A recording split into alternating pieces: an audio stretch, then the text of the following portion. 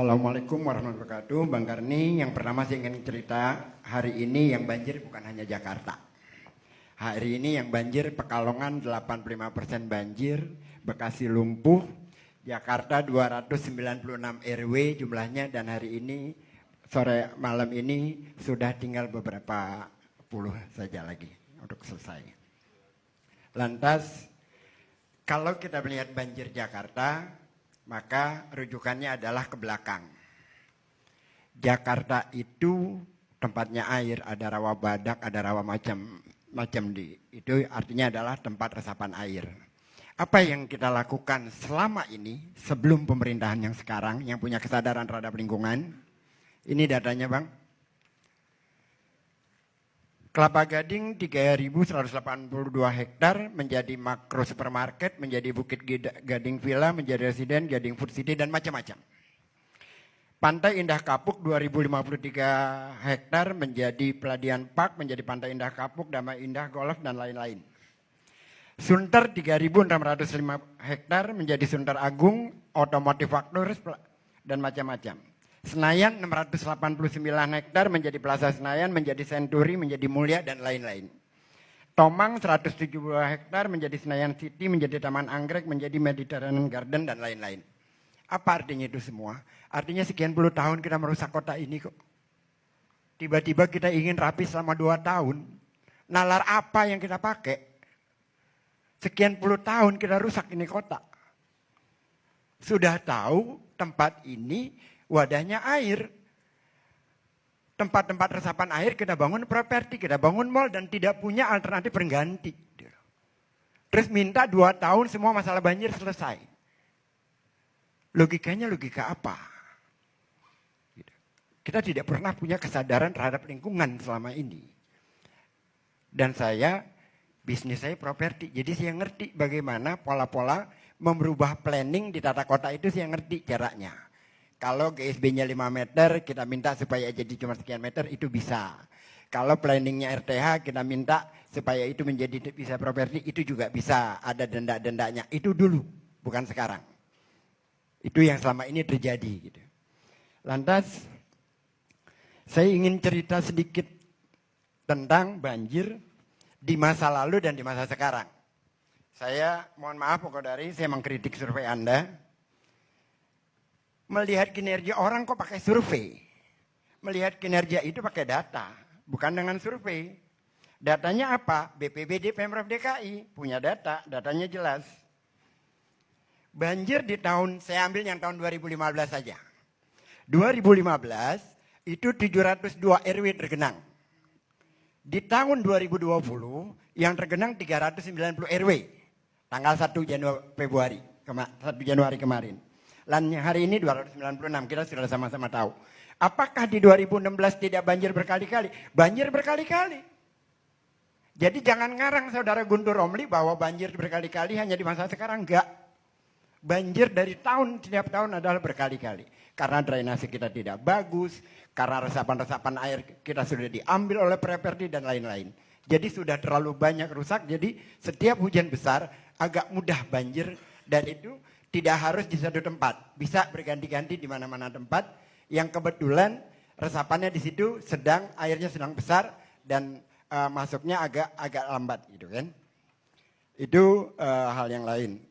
Lantas saya ingin bercerita selain banjir, saya ingin gaya Bang Effendi Ghazali lah, bisa bercerita macam-macam. Bu, saya ingin tanya, 1 kilometer 400 juta Ibu katakan ya? Untuk pembenahan trotoar dengan kedalaman 3 meter tadi di Bandung. 1 kilometer 400 juta. Nanti ajarkan saya cara ngitungnya Bu ya. Saya pengen belajar Bu. Iya, saya pengen belajar itu. Tolong orang yang ngerti bangunan, berapa cara menghitung trotoar 1 kilometer 400 juta. Tolong nanti setelah elisiannya habis, insya Allah nanti akan ada yang ngasih kehitungan yang jelas dan benar gitu loh. Karena itu di luar logika. Tukang sudah berapa, semen berapa, segala macam sekarang naik terus bisa 400 juta. Luar biasa itu. Mungkin kalau 2008 masih mungkin. Kalau sekarang kenaikannya sudah sekian kali lipat. Gitu kan. Jadi kalau ngasih data tolong yang jelas dan punya hitungan yang rigid. agar kita tidak merasa menjadi sesuatu hal yang aneh. Yang kedua, kembali kepada Ibu, soal DPRD. Anies ini selain banyak prestasi yang lain, saya kira sudah banyak lah, lebih dari 40 prestasi yang dimiliki.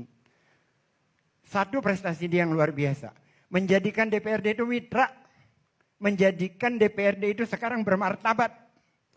Sebelumnya DPRD dicitrakan seperti apa? Bagaimana pertarungan antara Pemprov dengan DPRD? Bagaimana kita melihat DPRD? Apa citra DPRD selama ini? Rusak. Tapi oleh Anies dimartabatkan, dijadikan partner, tidak dikatakan nenek lu, tidak dikatakan maling, tidak. Setiap kritik dia terima, mari kita dialog. Itu bernegara, Bu. Dan Anies tidak pernah mengatakan, kalaupun Tuhan menghadirkan hujan berhari-hari, Jakarta nggak akan banjir. Itu junjungannya Guntur Romli yang mengatakan itu, dan besoknya Jakarta banjir. Kan gitu. Kesombongan-kesombongan yang seperti itu. Kalimatnya ada dan tercatat. Sekarang saya ingin membahas tentang Guntur Romli. Ini menarik ini. Saya ingin bertanya, ada nggak sih di Jakarta itu Partai Jakarta Raya? Kalau di Aceh ada. Kalau partai lokal Jakarta setahu saya nggak ada. Ada nggak? Nggak ada ya, Bang, nggak ada ya. PSI itu setiap hari kerjanya membuli Anies. Setiap hari, seolah-olah tidak ada masalah lain di Republik ini kecuali Jakarta. Lain kali Bang mungkin bisa dibuat temanya, sakit hati pilkada, salahkah demokrasi, bisa begitu Bang. Karena kan ini kan persoalan-persoalan sakit hati pilkada. Saya ingin kasih contoh. Persoalan banjir Jakarta luar biasa dihabiskannya Anies. Sampai dia menyatakan bahwa Anies tidak bekerja. Saya ingin kasih contoh, ini sebagai partai ya. Jembatan di Kemayoran baru diresmikan sehari dan ambruk. Tidak bereaksi. Itu uang rakyat. Biaya berapa? LRT dari Kelapa Gading ke Rawamangun jaraknya cuma 5,8 kilo. Berapa biayanya? 6,5 triliun. Nggak ribut saudara Guntur Romli itu. Berapa biaya produksi tiap bulannya? Miliaran. Berapa yang harus kita anggarkan?